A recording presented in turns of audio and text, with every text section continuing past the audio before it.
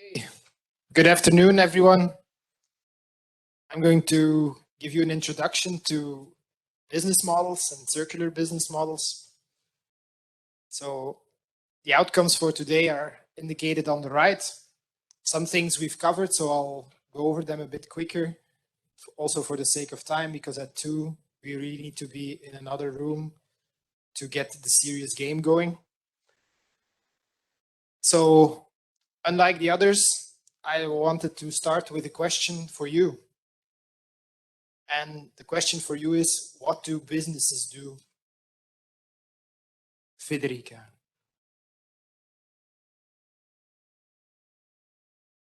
Maximize profit. That's a very microeconomic answer. I love it.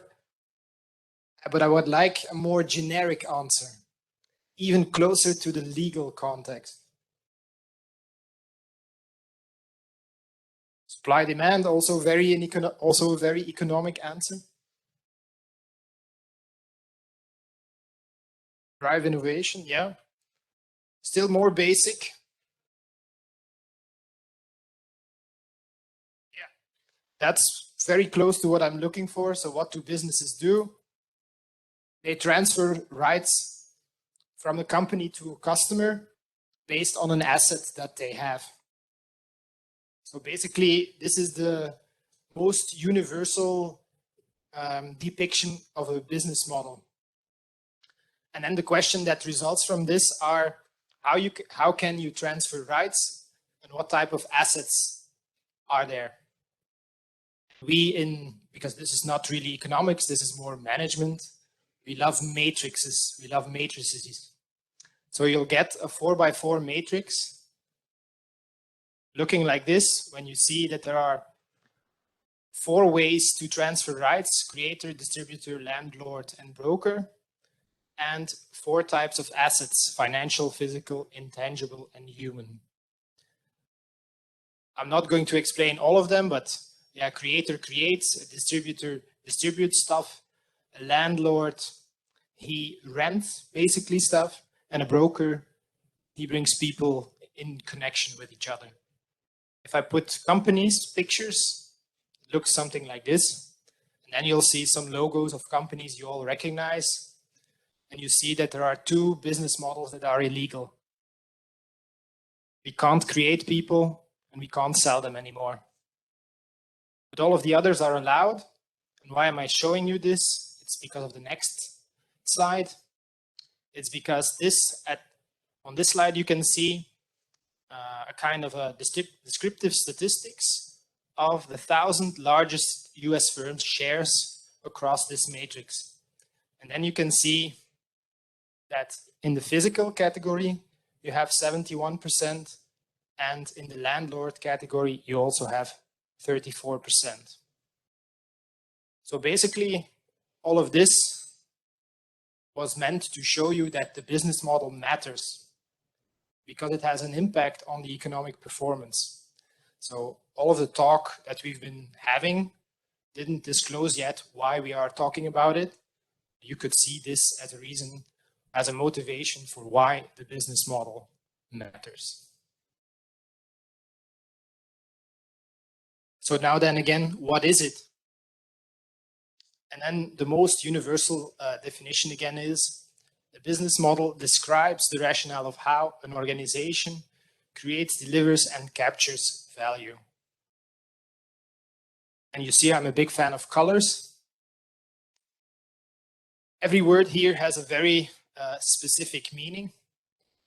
Describes means it gives you information, and you can do that in a multitude of ways. Let me see where I have a picture here. So here you can see why it describes has several meanings. You can do it with text, you can do it with figures, you can do it with post-its. The rationale of how is the most important one. The rationale of how, you should interpret this as, it will tell you, it will allow you to get a sense of how the business works, but it will not go into the very, very, very details. It's like a high-end overview of the most key decisions that a company has to make. An organization, this next word is because not only companies can have a business model in principle, but we generally use it on businesses. And then creates, delivers, and captures. Those are the three verbs that you need to explain inside your description of how a company works. Creates says, how is the company creating value for its customers? Delivers means how is it making sure that that value gets to the customers?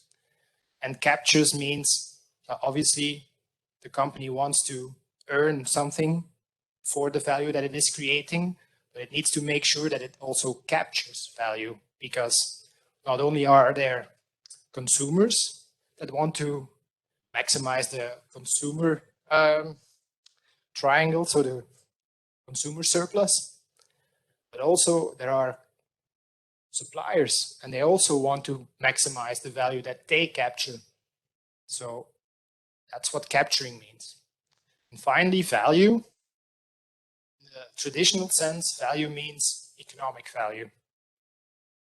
As Michael or Michael has said, when we go to circular or sustainable business models, we add more objectives to this, and then value can be economic, social, environmental.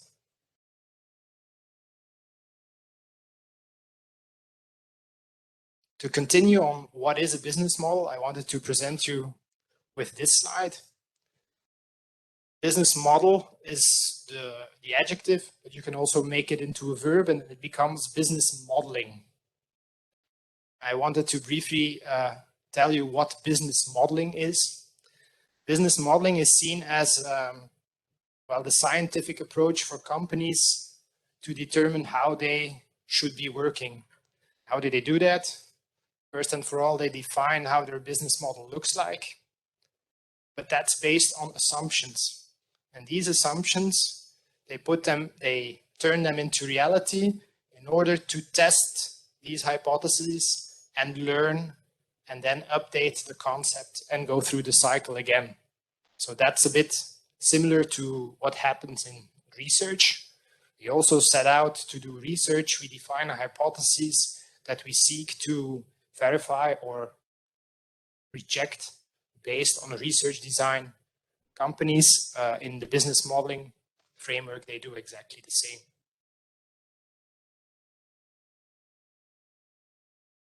When is it viable?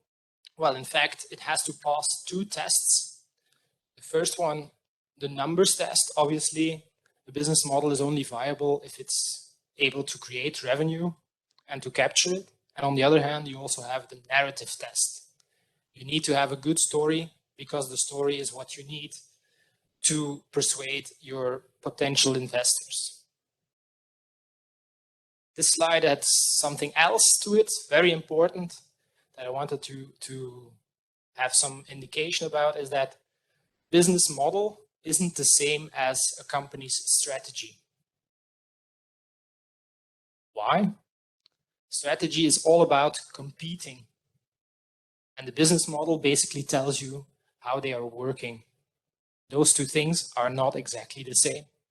Although, as you can see here, when the business model changes the economics of an industry and is hard to copy, to imitate, then the business model can behave like a strategy.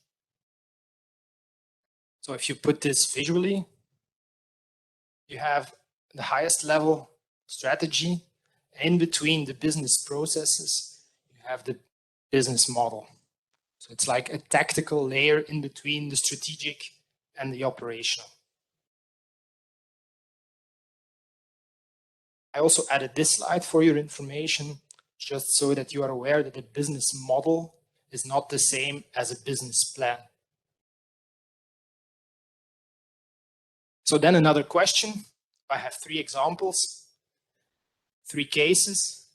And my question to you is, which of the following relate to the business model and which relate to strategy?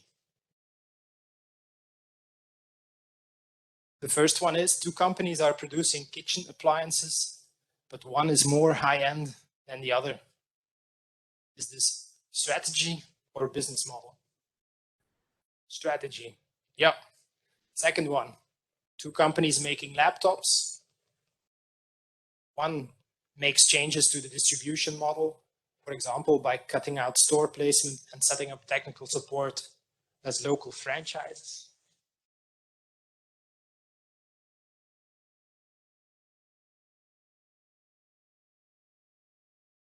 Mike doesn't like me.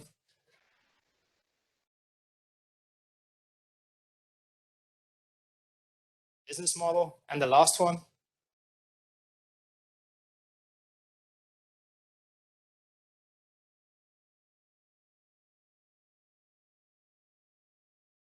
Also business model. Good. You've been paying attention.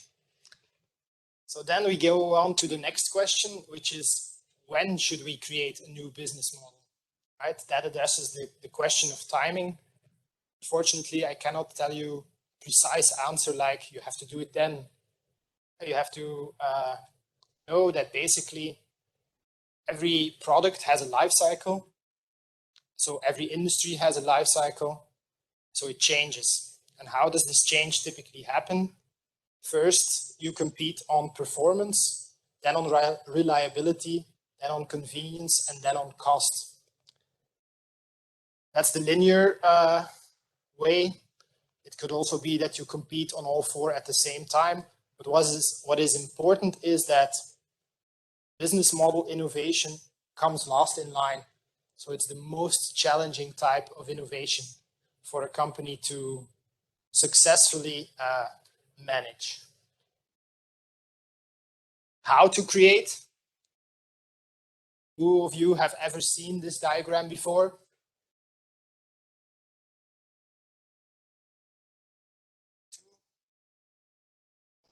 Okay, very good. So this is the business model canvas, which is the most popular tool in designing a business model. And basically it tells you the answer to the questions on the right. It will, when people are schooled about this, they typically start with the value proposition. So basically here you answer how you help your customer. What is special about what you do? What are the pains that you solve? What are the gains that you create for an emotional, functional, or social need? That's, in short, the idea behind the value proposition.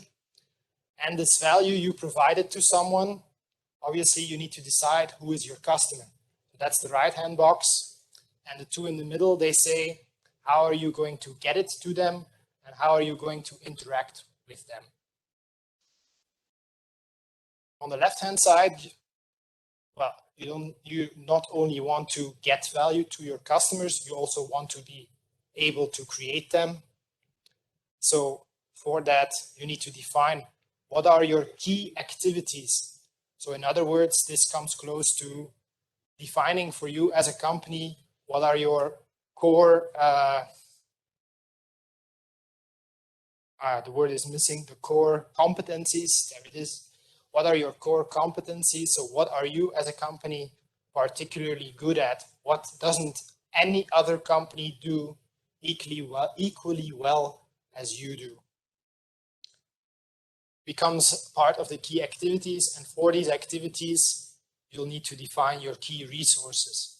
Is this an actual resource like a piece of wood, or is it intelligence that is captured in your workers' minds? And at the same time, because of the fact that technologies these days are so insanely complex, no man is an island, so you'll have to work together with other people. And this results basically in 2 things, the cost and the revenue structure, which tell you, well, what you give and what you get. So that's also, to me, somewhat important. A business model isn't the same as a financing or a revenue model. You can make the difference between these 2 things. So now Again, a little test, whether you paid attention. Who can draw the relationships between these blocks? So basically, I want you to come to the front and draw an arrow from one box to another and say, what's the relationship between these two? Do I have a volunteer? Hi, Tom.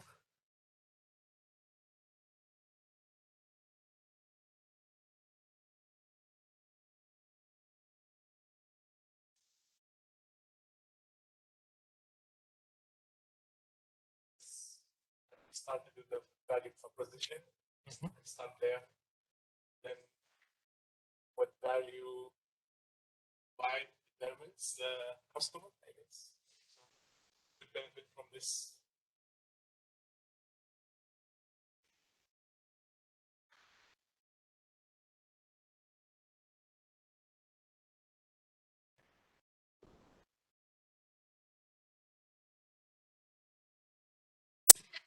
Now it's working. Okay, so I guess the value proposition decides who are your customers. It also key activities. Okay, I guess you didn't explain what are the key activities, what to do. Okay. You can stop because you said there's an arrow going from value provided to customers. Yeah. That's correct? It's correct? That's correct. Yes. So anyone else wants to give it a try? No. Okay. So basically, it looks like this.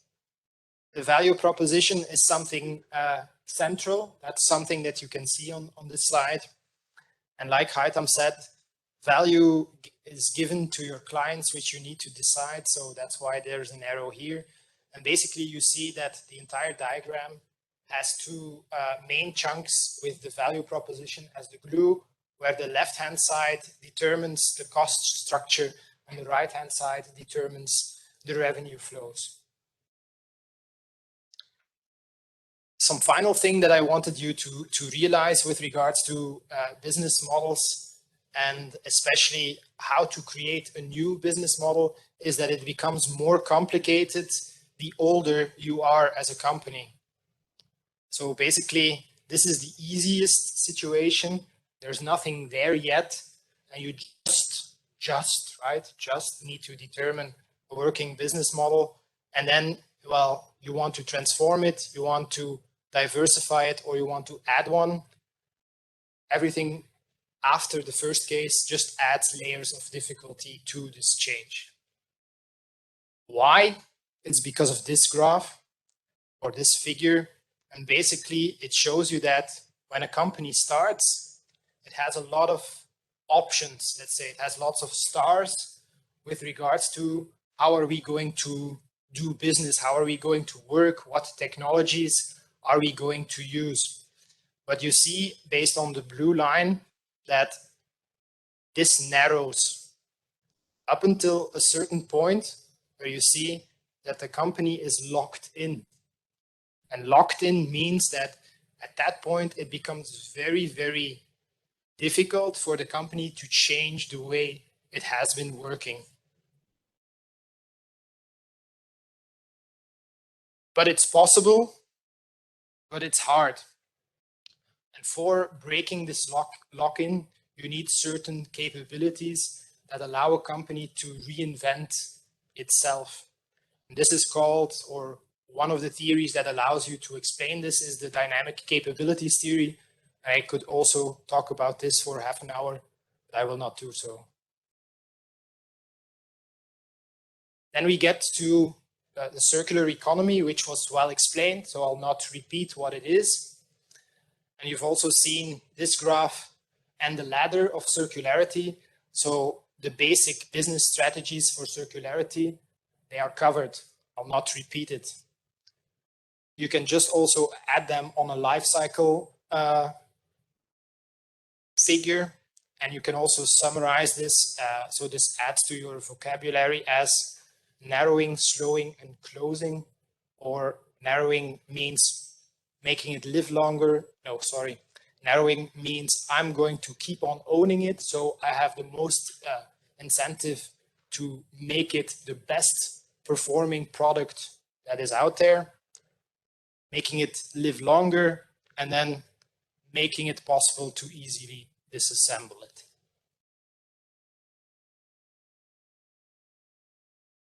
We're closing into the end now. So here, my only point here that I wanted to show you is that sustainable and circular do not necessarily need to be the same. But I think this was also somewhat mentioned by Michael. So again, a circular business model, it adds the sustainability perspective to the value proposition creation and delivery. Why? So also Michael covered that. Why do we want to go circular? You have the negative motivation and the positive motivation.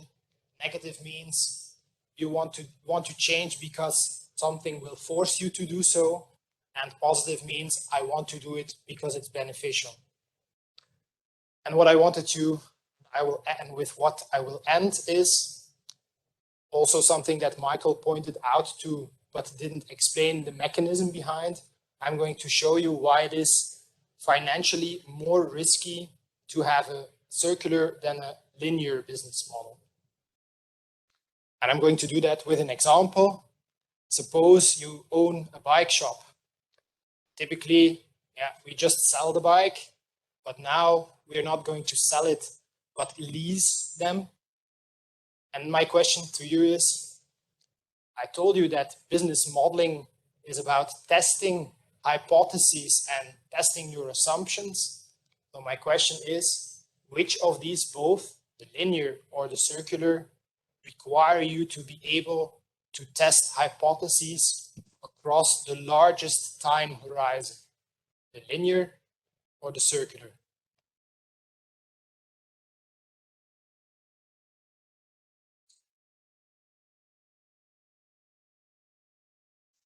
The circular, you want me to go back to? Okay. Was this one that I was referring to?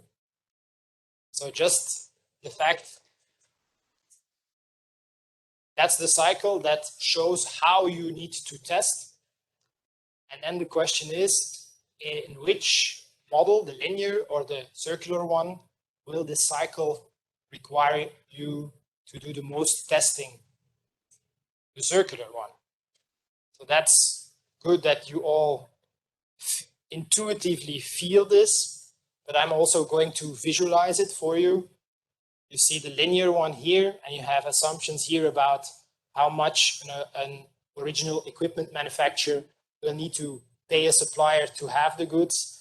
And he also needs to find out, how does my revenue model look like in order for me to persuade a customer to buy or to rent the bicycle from me.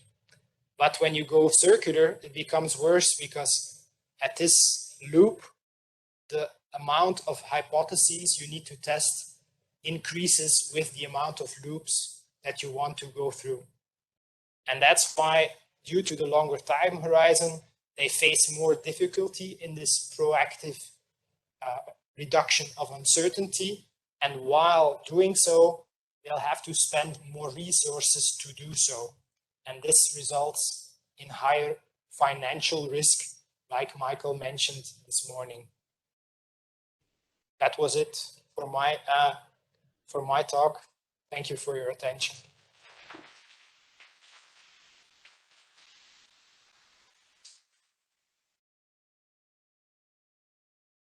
And I'm sorry the mic doesn't like me.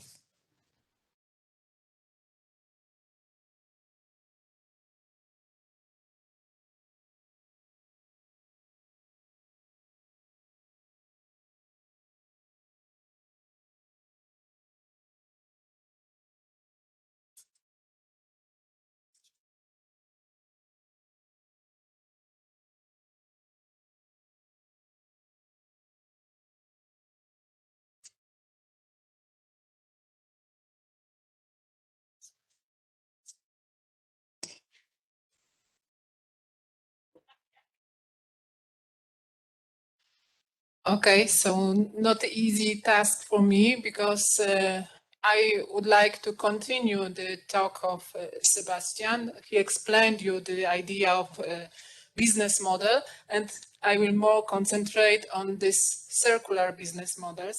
The initial plan for today was very ambitious. We wanted to answer a lot of questions, but as we want you to go to the business game and practice more, I will not be able to answer all of them. So some of them you will have to answer by yourself, but I will give you I hope, some inspiration, what to read, where to look to answer those questions. But generally, a lot of things was already told, so forgive me, I will skip some slides because the presentation was prepared for a longer time.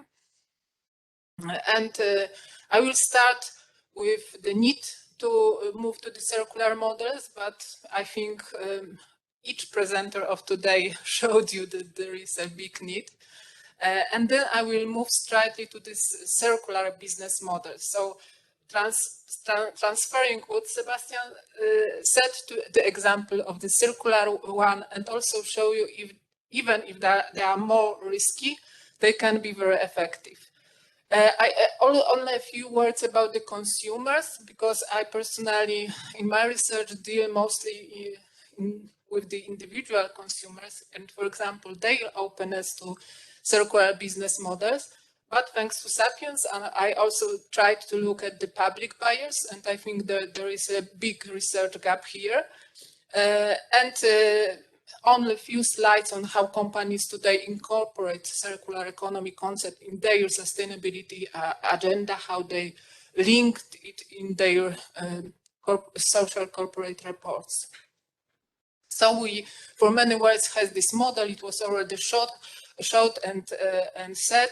So many companies in their business models were concentrating on creating those new needs for customers, but no thinking about the long-term consequences of that. Only the consumer is happy at the moment, it's okay. We had to and still have to use some resources, but we did it with no reflection. We took the cheapest one, the most easily accessible and non-renewable. And the problems came. Only some examples that show the things that all the presenters already showed. Now, especially in Europe, in Western countries, we live in the culture of waste and consumerism, and also only some examples for Europe. Average car is parked 92%. Because of car sharing, this number is perhaps a little bit better, but we waste a lot of food. The use of office and the COVID showed this situation. We use it not very effectively. And some examples from the fashion industry, from the textiles, because I also, this is the field that I deal with, so some examples will be present in my presentation from this. So for example, only 4 years and the number of garments we purchase increased 60%. Another example, across nearly every upper category, we use clothing half as long as we did 15 years ago. So these are our habits as consumers. And they also have to change if we want to make a change in business models. We treated our garments and other products as nearly disposable. For example, in case of clothing, we discard them just after 7 or 8 wears. So we need to change it, and because we are going out from natural resources, we create more waste and so on. It was already said, but you can see it clearly on the data. So the historical data and the projections. As you can see, we will still need more and more resources to use. And on the next slide, I will show you something that I saw a few years ago and make me to think a lot. And I hope it will also work for you like this. This example, this dark blue shows you the resources that are reminding until the no reserves are used. So of course we can find new ones, but we don't know. But on the other hand, based on the current extraction rate, and as I showed you, we will use them more and more. So this dark blue is 5 to 50 years. So in case of planning your business, it is really very, very bad situation. And on the other hand, how much potential we have that we don't use, only thinking about recycling rates. Again, this dark blue, this is recycling rates less than 1%. So really a lot of potential to do, because otherwise you have the consequences like this. I will skip this. We also said a lot about the circular economy, so I will not, I'll move faster. So again, of course, we have to use the resources, but try to use the renewable way. And for me, the crucial thing is how we design products. So the first steps has consequences from all the others. So very popular concept now, generally designed for circularity, by eco-design, human-centered design, and so on. And of course, another thing that we have to think when we are excited about circular economy, that it is very hard to achieve. And if, for example, we have a share of fossil fuels in primary energy supply, like here on this example in Poland. But this is another discussion. This slide was showed a few times, but in context of circular business models, it is very important to analyze and to realize on what side we are, as for example, manufacturer, producer. If you are operating on the biological cycle, so we deal with the biological materials because we have completely different problems and challenges here. Or if we are on the industrial cycle, so we deal with the technical materials and completely different structure and different business models in context of circularity will be on this other side, because here we have maintenance, manufacturing, recycling. On the other side, they are not present. And if we want to change anything, we have to refer to all market players. So business models and the business is one side, but it was already said today that our consumption models, our habits, how we behave, and if we will be willing to change and also will be willing to open to those business models, it is a crucial thing. And of course, legal framework, regulations. I will show you this slide showing clearly how important it is. And our values, attitudes, cultural influences, because something that the business model that would work great in Scandinavia could not work very well in Poland because of cultural differences. So before I will come to the examples of the circular business models, I would like to look a little bit about the buyer, the consumer. This is the something that I created in the context of individual consumer, but for you is the question if it is easily adopted for the public buyer.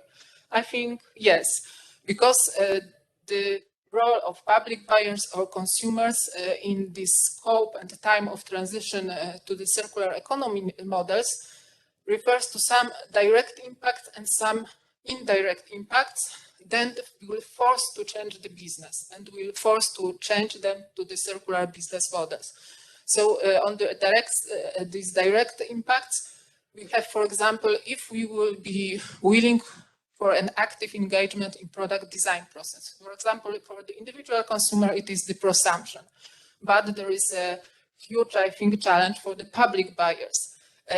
How we will behave when using the products, because we very often forget about it, and it is very important phrase. And of course, how we deal with the used products, and it also refers to the public buyers. And on the other side, we have the crucial thing: how the public buyers and individual buyers will be open to those new circular business models. Because if we will not change this mindset, and it was already said today, there also will be a problem. You said you saw this business model canvas, something basic thing in management. Yes, and we have here this value proposition, backstage and front stage. And what I encourage you to do is to read the work that I cited here, because here is showed how you can think about all these blocks, so value proposition elements, in the context of circular economy. So how to answer those questions, but in a way that would work for the circular economy. So no time to go through it very in detail, but I encourage you to read this report. There is many very, very interesting aspects there, and this is done for the whole segment, so the front stage, and also if we are talking about customer relationships, how to do it to be effective for the circular economy. This is those are, of course, only examples. Then you should think about what you bring to that in the context, for example, of the industry, if you are concentrating on the construction, food or sector. So this is something, I think, nice work for you to adopt these general business models to circular ones, and you have some guides here, and then to your concrete problem that you are dealing with. And the same with the backstage elements. So the cost, the key partners, key elements. And some more information about the circular business models.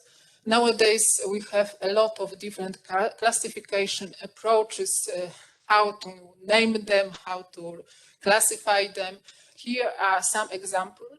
In the report that I showed you before, you have a lot of examples of those. You can also find a lot of articles where those are compared, combined, giving examples, but generally we are all the time thinking about mostly the same things. And I will show you the two first examples that I think are most popular.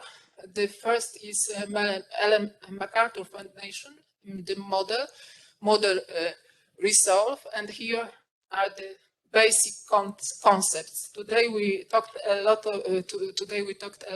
about the product as a service. So as you can see, we could probably find it in the share model, but there are a lot of more of them. Yes, we are talking about virtualization, so also you can see it here, but also regenerate, so some things that many companies already do. So shift to renewable energy materials, return recovered biological sources to biosphere and things like that. Share, I will talk about the share model, and it is important, as everyone today saw, about this kind of activities in the context of circular economy. Optimize, loop, so closing this loop, virtualize and exchange. And the examples of the companies that already introduce those models in their operating activities. And again, literature gives you a lot of examples when people analyze. Okay, I have this basic result framework, so I try to understand it, and I try to give the examples from the concrete problem or concrete industry or concrete area that I am analyzing. So I also think it is a good challenge for you to do. So to find, for example, your area and try to find the good examples, trying to explain it. And I myself have many examples from the fashion sector, because this is something that I deal with. But another interesting place when you can find a lot of case studies, a lot of examples that it is really happening and that the companies really are using this. You can find on this webpage of Ellen MacArthur Foundation. The first film that Stephen starts today comes from this webpage. And here, as you can see, we have about cities, about the examples of company using design to enable circular economy, about fashion, about food, but also about the government and policy. So examples of international bodies, public officials, how they are collaborating, what they are doing to become more circular. So, and the last one, the innovative business models. And here, again, concrete examples about how the companies, concrete companies, the explanation, the practical explanation of these theoretical things that we were talking to you with Sebastian. So how these business models look on for an example of a concrete company. And I will show you the example from the textile faculty, the most very popular example, but I also liked it a lot, so I will tell you about it. But another thing that could be useful for you to use when you will try to analyze, for example, a concrete activities and concrete sectors. Here, the McKinsey company made such an analysis to assess the potential of each of these resolve models, so regenerate, share, and so on, about high profit, medium, and low. And you can see that for different activities, different sector, for example, for someone that is interested in construction, you can look, think about it, and analyze why is it the share is best here and why the others have the lower potential. Do I agree with it or not? So very, I think, nice analysis for you again to look in deeply and to use it for your researches, for things that you are doing.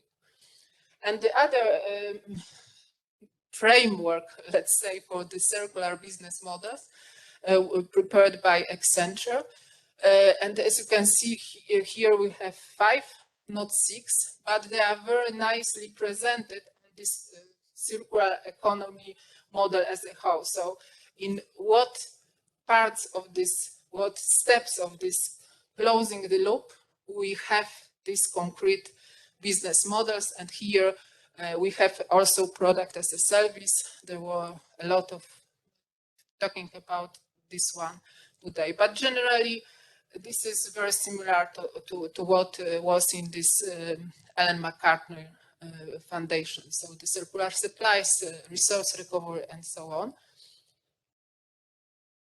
And another very nice example for you to analyze what generally Sebastian told you about the business model and the main thing about the value. So the value proposition, value creation, and value capture.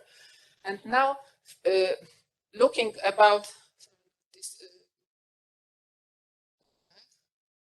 and looking about this one, so circular supplies, product as a service, and so on. And here another very nice work and another interesting report that I put you in the additional materials. So here again, what we should think about, and then the exact kind of circular business model. So in this case, for example, long life model.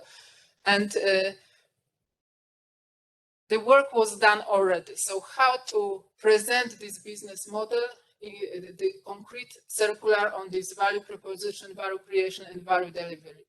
And the same, for example, from renting, leasing, or sharing, and explaining all these aspects. So also, if you would try to do it for a concrete industry, for a concrete sector, for the concrete example, this is a good first step to analyze it, to look at it, and more to read in this report.